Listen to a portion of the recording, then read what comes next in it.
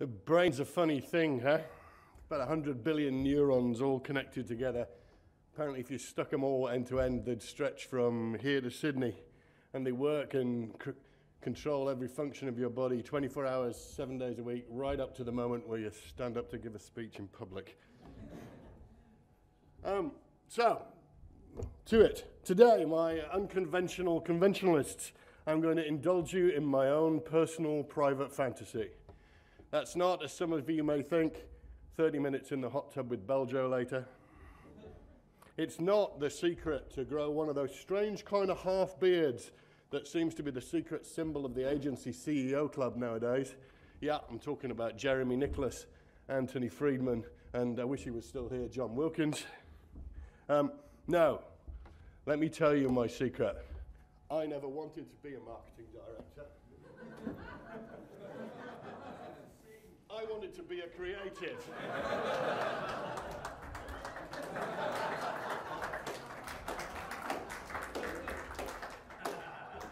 Leaping from client to client as we float across the waters of eastern Sydney, with my best account director by my side, we'd sing, sing, sing. Okay, well, maybe no singing this morning, but this unspoken, burning, yearning, secret desire of every client is actually to be a creative. So today, for some of you, this will be a bit of a bizarre role reversal. For some of you, it'll be the experience you always wished on every client who pissed you off or killed one of your creative children. Because today, my press-ganged print advertisers, I'm going to pitch to you. Probably the most challenging and demanding client I could think of, the Caxtons audience. It was, of course, a very simple brief. It was, of course, really badly written, done in a hurry, and had as much chance of inspiring the car park attendant as it did of the creative team. But, like all good teams, I rewrote the brief, and it's now something I want to do rather than something you, the client, want.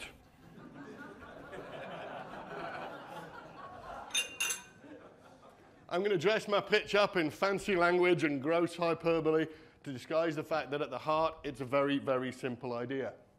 And given that I knew the audience today would be full of people who genuinely get to call themselves creative, and in an attempt to ingratiate myself and join that elite bunch, I've taken an approach to today that I know many teams I've worked with and loved would have taken.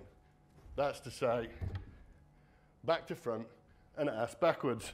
We're going to talk about the answer, the question, and then the problem in that order. I'm going to disguise my lack of content with grandiose statements, flashing lights, YouTube clips, and Getty images. And if that doesn't land me a job as an ECD, well, nothing will. So then, to it. Today, my fellow adventurers, we're going to unlock the secrets of the cosmos. We're going to gaze into the abyss and have it gaze back. We're going to venture to the edge of our universe and question and ask the questions no one dare ask. We're going to ponder the fabric of our universe. We're going to answer the big questions, question the big answers, and generally confuse the shit out of each other in the next 30 minutes. I'm going to answer the question to life, the universe, and everything, or at least to marketing and advertising, which, let's face it, is the same thing, huh? Today, I'm going to pitch my solutions for some of the most modern advertising and marketing conundrums. So, come with me now as we venture into the heart of the sunrise in search of some ultimate truths, or at least for those of you at the back, an opportunity for a 30-minute snooze. It should come as no surprise to you, my newspaper new agers, that this little equation still stands as the answer to life, the universe, and everything. First postulated by Albert Einstein in 1905, I thought that if this can solve the problems of the universe, maybe we can apply it to something really difficult and complex, like advertising. So, let me explode. Effectiveness equals mass times connection times creative impact. But as I looked at it, I spotted there was something wrong, and we needed to refine this theory a little bit to reflect the real world. And in doing so, I realized I stepped one step closer to my dream of becoming an ECD. I've worked out that I'm smarter than Einstein. So I've improved upon this formula. E equals MC squared over dollars. or effectiveness equals mass times connection times creative impact over the dollars spent. Now, for those of you who got the Douglas Adams references earlier, knowing the answer and knowing the question are not the same thing. So I went in search of the question as well. And no surprise, I turned to my capable brand management team to find that out. And for many in the audience also, it'll come as no surprise that we decided to do some research. So we did some deep ethnographic and semiotic research, also known as did a Google search. We conducted some extensive qual with a bunch of focus groups, or I went to the pub with a brand manager, and then we did some exhaustive quant, which basically meant I wrote the word boobs upside down on my calculator. We uncovered lots of facts and lots of questions, and we call them territories to make ourselves feel clever. We covered them all in Post-it notes for about 2 days, and then we finally just made it up. Yeah, so here it is, the ultimate answer, the ultimate question, sorry, to the ultimate answer that even the ultimate planner, Albert Einstein, didn't come up with. If the media landscape is fragmenting into 1 million pieces, how on earth do we sell more products to more people when no one's listening? We've got 256 million websites in the world, nearly 200 TV channels in Australia alone. We've got DVR TiVo growth at 35%, and somehow 10,000 Facebook fans seems to be as good a result as 10 million viewers was 10 years ago.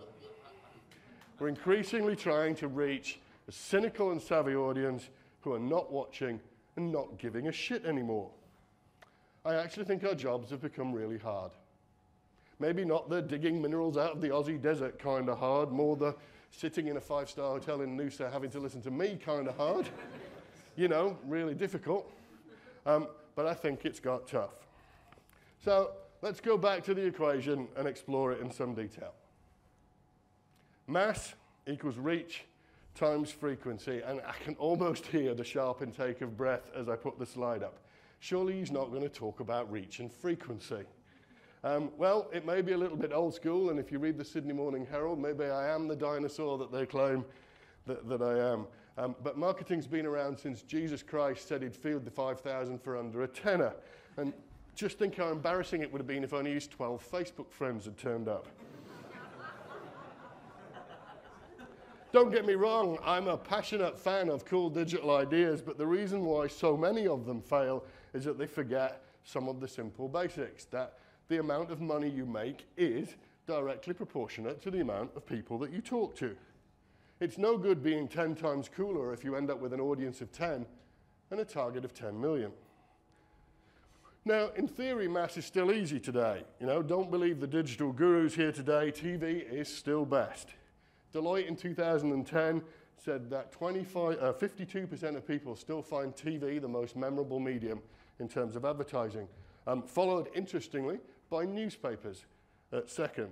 I think even Nick Law in The Australian a couple of weeks ago was saying that, especially in Australia, TV's far from on its last legs as a way of reaching our audience.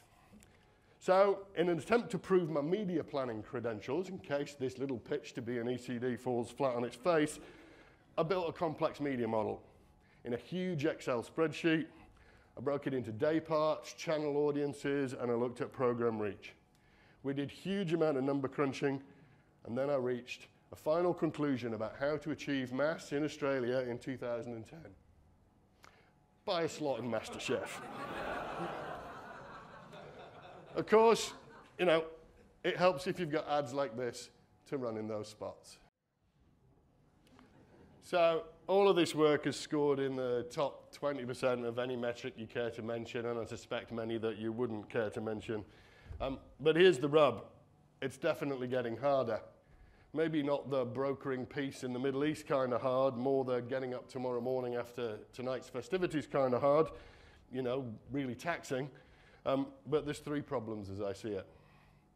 DVR penetration, the expansion of TV channels, and Generation M. Let's look at DVRs first. So DVR penetration, or TiVo penetration, set to reach 40% in the US by the end of 2010. That's 63% in households with income over $100,000 a year. Yeah? And whilst IQ and TiVo do increase the amount of TV people watch, that's well documented, also 86% of people who are watching time-shifted TV fast forward through the ads. Yeah? If you do the math, that's 50% of the US with any real money to spend not watching our work by the end of the year. And one thing we can be sure of, where the US leads, I'm sure Australia will follow. But this problem's not new either. It's been around since Charles Jenkins first aired the first TV ad in 1930. So I'd like you to meet the precursor to the TiVo, the former DVR, the single biggest cause of lost harps known to man. Ladies and gents, meet the kettle. You see, people have been skipping ads for decades now, and going out and making a cup of tea. For some reason, it just takes a cool new piece of technology for us to square up to the problem. What about channel expansion? Well, there are 186 Foxtel channels by the end of this year, and they seem to be growing at 15%. But that's a little bit paltry compared to the 7,200 channels currently being broadcast across Europe. It's reaching the point where nothing short of blanket bombing and shock and awe media buying are going to allow us to speak to anybody other than one sad guy alone in a room and his pet cat Fluffy. But I think the hardest of the three problems is this one, Generation M. Generation multitask. And if nothing today proves to you that the quantum physics of advertising have changed, this one should. This generation have done what Einstein said was impossible. They've traveled faster than the speed of light. Here's some frightening statistics. 26% of this generation multitask. What that means is they consume 8.5 hours worth of media in 6.5 real hours. And by 2012, that equation's expected to expand to 10 hours. 10 hours of media consumption crammed into 6.5 hours of real time. Generation M's compressed time. Cool, huh? Well, if you think that's not a problem, you need to think again, because a recent study out of Stanford shows that the more channels you watch simultaneously, whether that's your Xbox plus your TV plus your laptop plus your mobile phone, the less messages you take out overall. So they might be watching our work, but they're certainly not paying attention.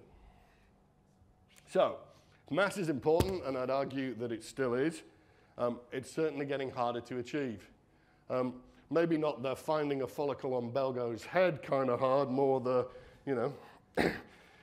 more the standing up here speaking to you this morning kind of hard, but, really quite difficult. Our audience is fast forwarding, channel hopping, and doing something else. Maybe just making a cuppa, but it's certainly not watching or paying attention to our work. So let's take a look at connection. These problems with mass have been around for quite a while, and lots of people smarter than me have tried to solve them.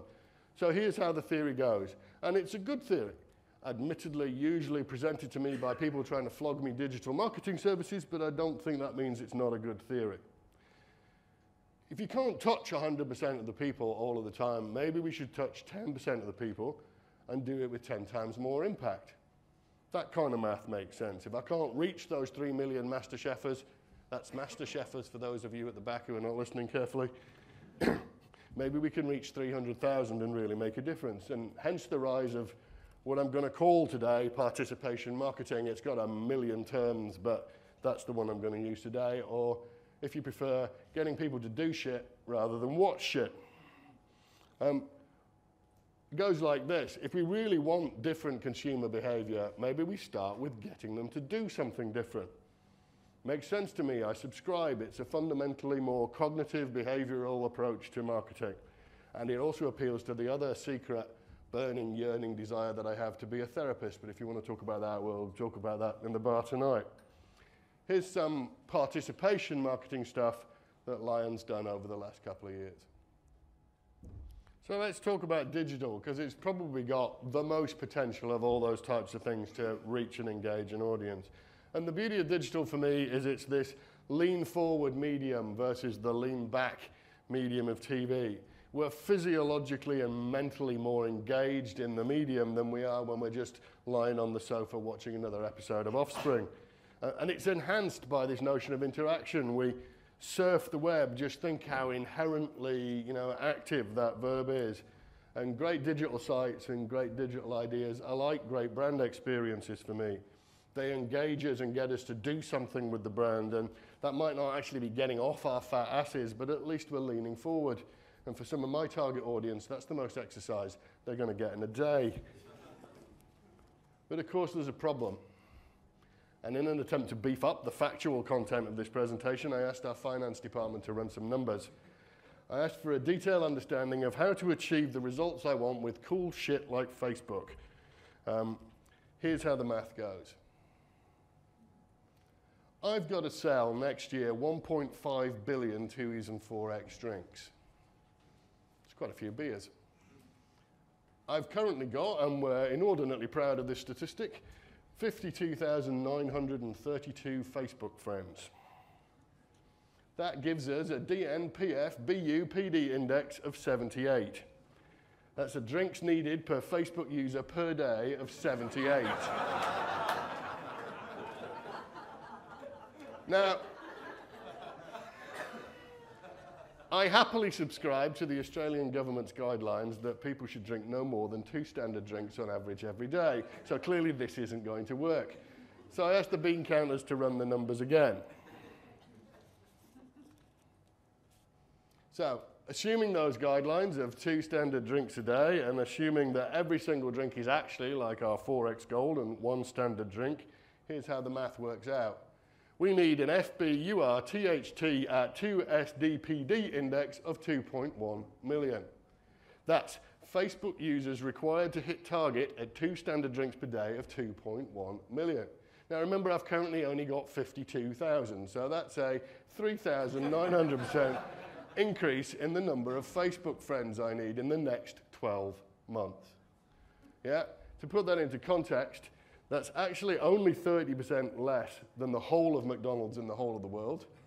It's 10 times the number of fans of Coke in Australia, 25 times the number of fans of Julia Gillard, 64 times the number of fans of the Wallabies, and 25% of all active Facebook users in Australia. So, what do we conclude from these statistics? Well, first, the statistics can prove that Julia Gillard's more popular than the Wallabies, which can't be right, and also that nothing's more popular than a Macca's and Coke. But what's also clear is that whilst digital and other types of participatory marketing are excellent and really drive connection, and I am genuinely, whatever the Sydney Morning Herald says, a huge fan of that medium, they've yet to achieve the mass that dinosaurs like me really require. When you've got to sell products in the billions, relying on the interweb is a pretty high-risk, low-return strategy. So then, what of the final part, or creative impact, also known as magic, my enormous talent, or the reason why I'm not sitting at that desk, no way, no how, yeah? And of course, in my pitch to be your newest executive creative director, I am going to say that this is the most important part of the equation, as it's always been. And in doing so, I think I passed the final test, as I also put myself right at the center of the problems of the universe. But there's a problem with relying on creativity and creative impact. It's indefinable, it's immeasurable, and a bit like the speed of light in Einstein's original equation, you know, it's immutable. We can't change it, we can't control it, and we can't manage it. If we're going to rely on creativity to be the answer to life, the universe, and everything, the universe may well implode. And for those of you sitting back in horror as I say you can't manage creativity when you're all in the creative management business, bear with me a second. Of course, it's theoretically possible to manage creativity, but a bit like superstring theory and nuclear fission, it's so bloody complicated it may as well be impossible. And if you don't believe me, trust me now for 3 minutes and close your eyes. Imagine a 3-minute hype tape. The strains of Queen's We Are the Champions swelling out as a montage of Google images all swirl and resolve in the first 15 seconds to our logo. And then following that in quick succession, every bad ad you ever made, every crap campaign you ever launched, every rubbish microsite you ever put up, and every stupid stunt you ever pulled that didn't work. Imagine if you can stomach it, the hype tape from hell. Every piece of work you ever did that tanked. It's no surprise I've not made one of these reels, but I've got one, and I know we all have one. You know, we've all got a history of crapness that tells me it's not possible to manage creativity because every planner, suit, creative, brand manager I've ever met has wanted to do their best. I've been privileged to work with some fabulous people in the 20 years I've been doing this, and I know they always want to do the best work, the best thing for the brand, the best thing for the client, and the best thing for the agency. But they've also all got a portfolio of poop, a film of fuck-ups, and a slideshow of shitness in their heads that rivals their most shiny creds presentation.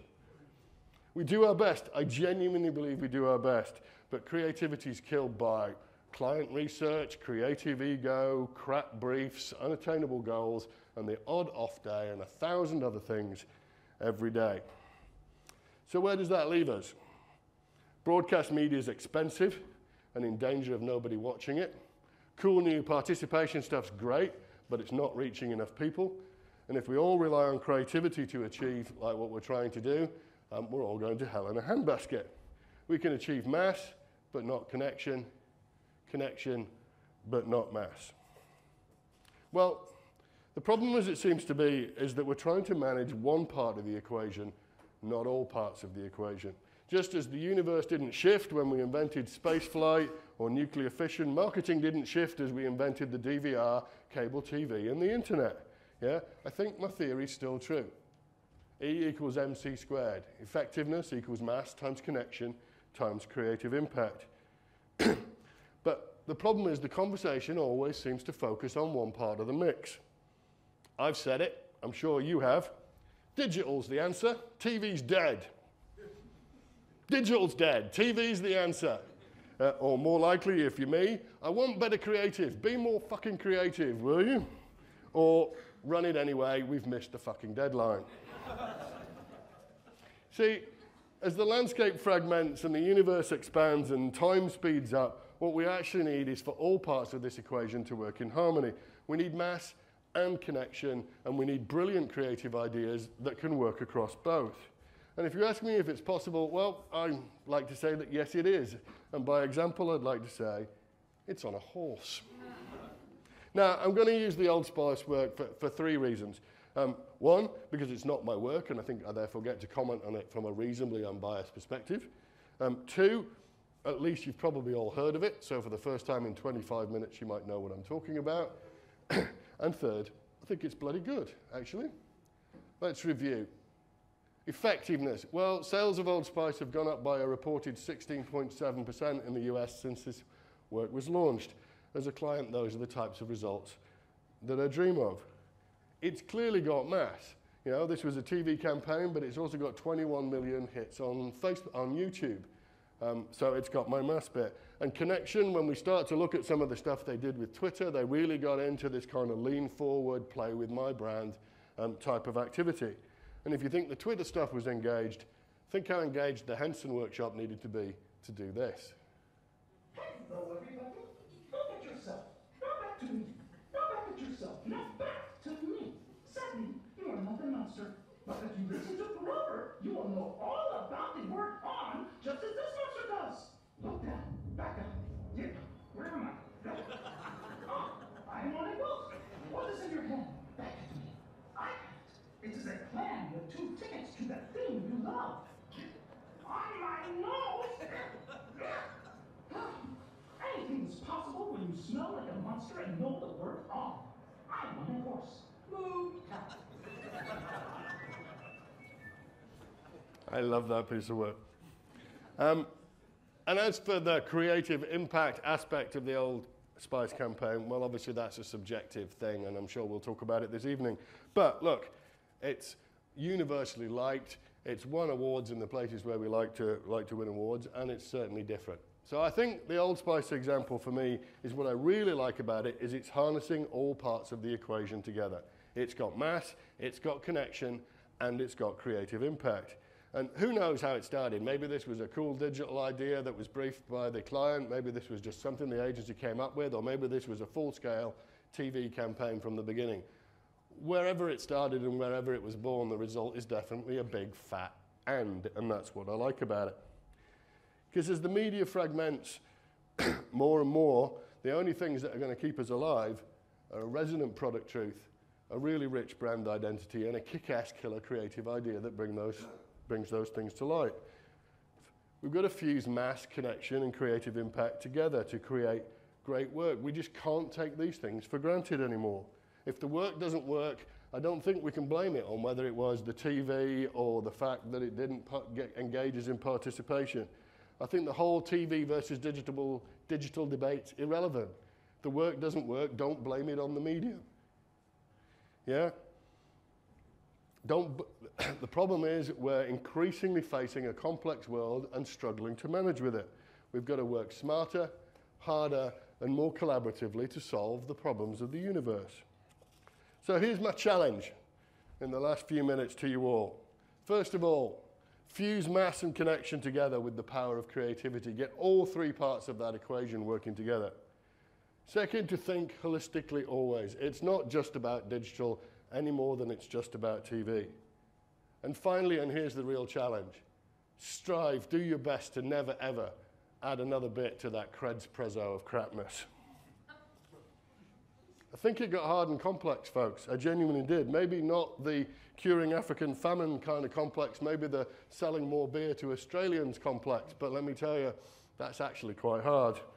I'd ask you to remember the equation and recognize the complexity of the universe that we operate in.